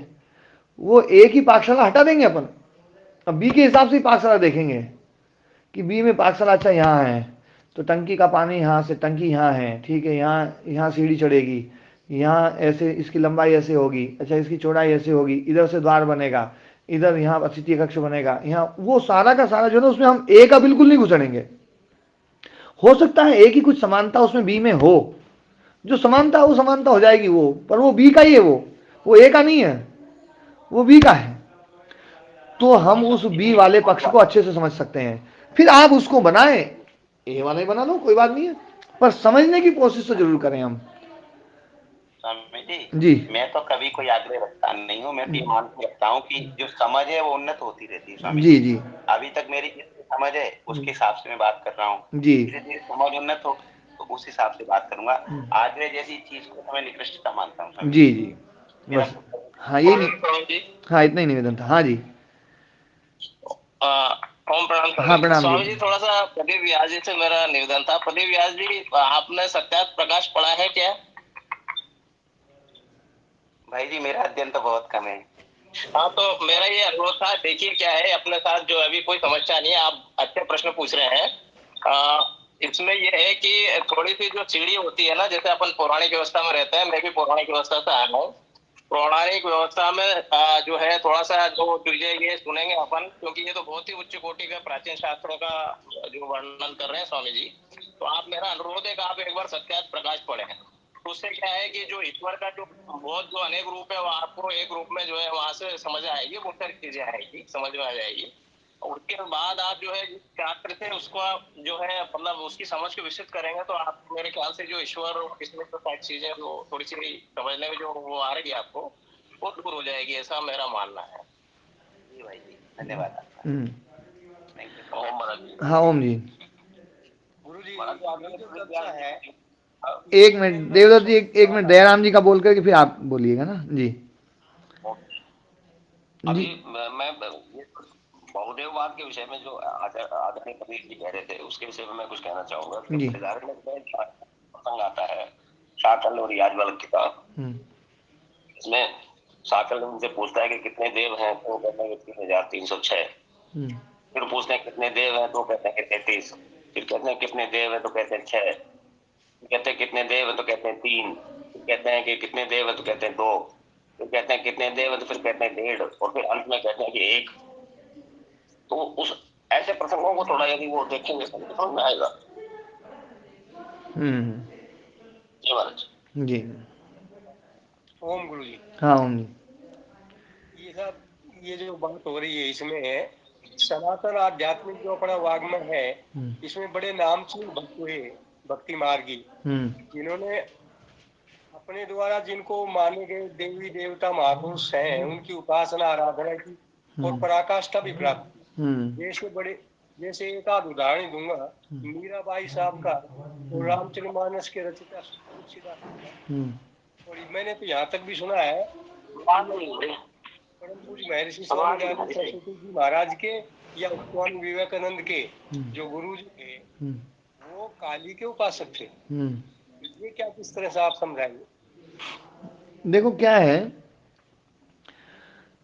इनमें है ना, इन इतिहासों में मैं नहीं जाऊंगा, और मैं ऐसा बिल्कुल भी नहीं मानता हूँ। एक बार पहले मैंने जो ना मूर्ति पूजा के को विषय को लेकर के जिस प्रकार से मूर्ति पूजा का खंडन करते हैं, आपको मूर्ति से भी बहुत कुछ मिल सकता है, ये मैंने स्थापित किया था कि मूर्ति से भी, मूर्ति की पूजा करके भी आपको बहुत कुछ मिल सकता है, क्योंकि वहाँ पर आपकी जो प्रार्थना है ना, वो प्रार्थना देने वाली है। जैसे ईश्वर की प्रार्थना करने वाले व्यक्ति को ना, जिस प्रकार से हम बोलते हैं कि भैया ईश्वर से की प्रार्थना करने वाले व्यक्ति को जो ना ये मिल रहा है वो मिल रहा है, तो ईश्वर तो कुछ देता नहीं है। ईश्वर तो ऐसा नहीं है कि प्रार्थना करने वाले को दे और बिना प्रार्थना करने वाले को ना दे। प्रार्थना हमारे भीतर पात्रता पैदा करती है, और वो जो पात्रता पैदा होती है तो पात्रता से हमें जो है ना फल मिलता है। पात्रत्वात् धनम आपनोति, धनात् धर्मम तथा सुखम। पात्रता मिलने पर जो है ना जो है फल मिलता है। विद्या ददाति विनयम, विनयाद याति पात्रताम, पात्रत्वात् धनम आपनोति, धनात् धर्मम तथा सुखम, है ना, इस प्रकार का श्लोक है। तो पात्रता जो है ना वो हमें फल देगी ही देगी।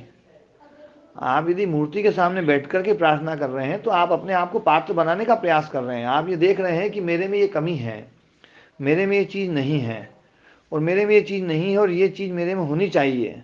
उसके प्रति आपकी दृढ़ है ना जो ना अभीप्सा पैदा होती है, आपकी प्यास पैदा होती है।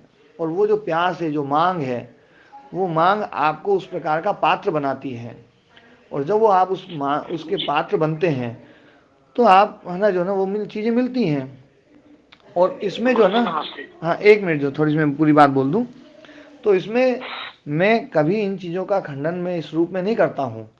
जो जिस मार्ग में है उस मार्ग में भी प्रार्थना करके वो पात्र बन रहा है और पात्र बन करके अपने जीवन को श्रेष्ठ बना रहा है तो बहुत अच्छा है, वो गलत नहीं है किसी भी स्थिति में। इसलिए मैं इन चीज़ों का विरोधी नहीं हूँ।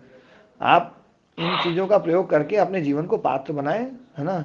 मैं कल भी महाराज जी से बोल रहा था कि देखो अलग अलग है ना प्रक्रियाएं हो गई, अलग अलग रास्ते हो गए हैं, कौन सा रास्ता श्रेष्ठ है? तो बोले जिस रास्ते पे चल करके अपन अपने जीवन को सुधार सकते हैं वही रास्ता श्रेष्ठ है।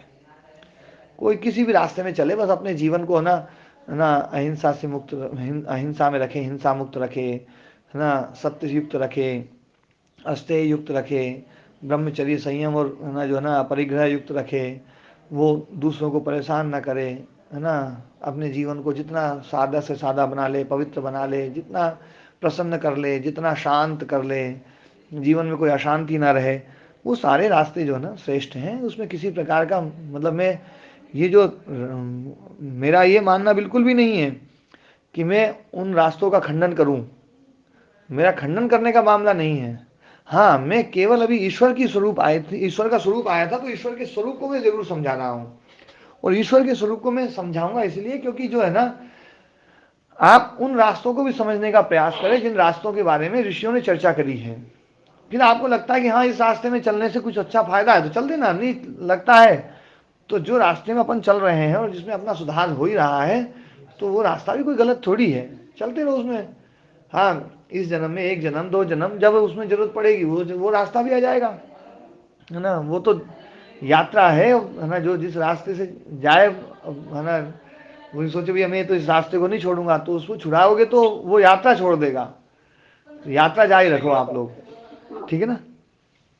वही बात है कि राह पकड़कर एक चला चल, मिल जाएगी मधुशाला।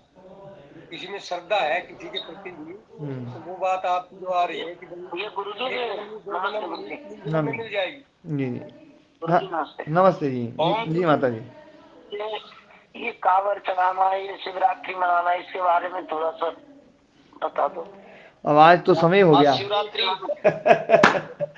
आज समय हो गया शिवरात्रि जो है ना, तो आज तो सच्चे शिव की चर्चा करी है ना। हाँ, शिव रूप तो जो है ना ईश्वर का जो शिव रूप है, कल्याणकारी रूप है। निरुक्त में देखो है ना प्रदीप जी, कांवर के चढ़ाते हैं। हाँ एक निरुक्त है ना प्रदीप जी, हाँ स्वामी जी। क्या है निरुक्त शास्त्र में ईश्वर के विषय को लेकर के काफी चर्चा है। निरुक्त के बारे में थोड़ा सा मैं बताता हूँ। यास्काचार्य जो ऋषि हुए हैं, महर्षि यास्क, जो उन्होंने वैदिक शब्दकोश बनाया। वो वैदिक शब्दकोश जो है उसको निघंटु नाम दिया। और वो जो निघंटु है, ये वैदिक शब्दकोश है, उस वैदिक शब्दकोश की व्याख्या की है। वो जो व्याख्या है उसको निरुक्त नाम दिया गया है। तो वो जो निरुक्त नाम दिया गया है तो उसमें ये बताया गया है कि ईश्वर के अलग अलग रूपों की चर्चाएं वेद में की गई है। तो ये चर्चाएं कैसे क्या है, तो वहां पर ये बात बताई गई कि ये जो चर्चाएं हैं ये ईश्वर की जो ये नाम लिया गया, मान लीजिए शिव नाम लिया गया, तो ईश्वर की एक शक्ति, उस शक्ति को ध्यान में रख करके, जो सबका कल्याण करने वाली उस शक्ति का ध्यान में रख करके उसका नाम शिव रूप दिया है ना। एक उसमें एक शक्ति है कि वो सब में व्याप्त है, इसलिए उसको विष्णु नाम दिया है। विष्णु मतलब जो विष्णु व्याप्त हो, जो सर्वत्र व्याप्त हो, जो सर्वत्र व्याप्त है, इसलिए उसका नाम विष्णु। तो जहां पर व्याप्ति परक अर्थ करना है, व्याप्ति परक व्याख्या करनी है ईश्वर की, तो वहां पर ईश्वर का नाम विष्णु शब्द से कहा जाएगा। जहां पर ये बतलाना हो कि वो ईश्वर सब है ना, इस ब्रह्मांड को जो ना, जो इसमें उसकी उपस्थिति से सारे रत्न बन रहे हैं, उसकी उपस्थिति से सारे जो ना सब चीज हो रही है, तो उसको नाम दिया जाएगा हिरण्यगर्भ, है ना। वो सबसे बड़ा है, तब उसका नाम ब्रह्म दिया जाएगा। वो है ना जो है सब दुष्टों को रुलाने वाला है, उसकी व्यवस्था ऐसी है, तो इसलिए उसका नाम रुद्र दिया जाएगा। वो सबको देख रहा है ना। मतलब दो व्यक्ति बात कर रहे हैं और बात भी कर रहे हैं, समुद्र के भीतर घुस के बात कर रहे हैं, तो भी उसको तीसरा जान है ना, तीसरा बन करके, और वो जानता है, तो अब उसका नाम वरुण दिया जाएगा, है ना। तो जो है ना जो है सबको जानने वाला अंतर्यामी, तो वो वरुण है। तो इस प्रकार से ईश्वर की एक एक शक्ति का जो है वर्णन करते हुए उसका एक एक नामकरण किया गया है। ये जो नामकरण है ये उसकी शक्ति के आधार पर है। जैसे आपके भीतर बहुत सारी शक्तियां हैं, आप एक है ना, आपके भीतर एक सामर्थ्य है कि आप एक स्त्री के पति हैं, तब आपको पति रूप में स्वीकार किया जाएगा, आपको पति के रूप में व्याख्या की जाएगी। जब आप एक बिटिया के पिता हैं तो उसमें जो है ना आपको पिता बना करके आपकी व्याख्या की जाएगी। जब आप किसी घर के स्वामी हैं तो आपको गृह स्वामी बना करके आपकी व्याख्या की जाएगी। आप एक योग्य भाई हैं तो आपको भ्राता बना करके आपकी व्याख्या की जाएगी। आप एक आज्ञाकारी पुत्र हैं तो आपको पुत्र बना करके आपकी व्याख्या की जाएगी, पर व्याख्या तो आपकी ही होगी। इसमें कितने ही शब्दों का भेद कर दें, आप नहीं बदलेंगे, आप तो एक ही रहेंगे। तो ये जो ना, हम यदि श्रुति का, वेदों की व्याख्याओं को यदि हम समझें, तो वेदों की व्याख्याओं का स्वरूप तो मतलब यास्काचार्य निरुक्त से समझना पड़ेगा हमें, ना जो है, जो निरुक्त को बनाने वाले, क्योंकि वेदों का व्याकरण निरुक्त है, और वेदों का व्याकरण निरुक्त है, तो वेद को समझने के लिए बिना निरुक्त की शैली का सहारा लिए कोई समझ नहीं सकता है, कोई भी नहीं समझ सकता है। कर्म के अनुरूप नाम हो गई स्वामी जी, हैं? गुण कर्म के अनुरूप नाम, हाँ, गुण कर्म के अनुरूप नाम हो गए। हाँ, तो उसके, हाँ, उसके धर्म के आधार पर उसकी व्याख्याएं की गई है। सत्व रजतम के आधार पे भी ब्रह्मा विष्णु महेश कहते हैं स्वामी जी, ऐसे ही आपने बताया। सृजन पालन और संहार की दृष्टि से भी हो गया, सत्यम शिवम सुंदरम की दृष्टि से भी हो गई जी, समझ में आ गया स्वामी जी। जी जी। तो आज पाठ को ही विराम दें।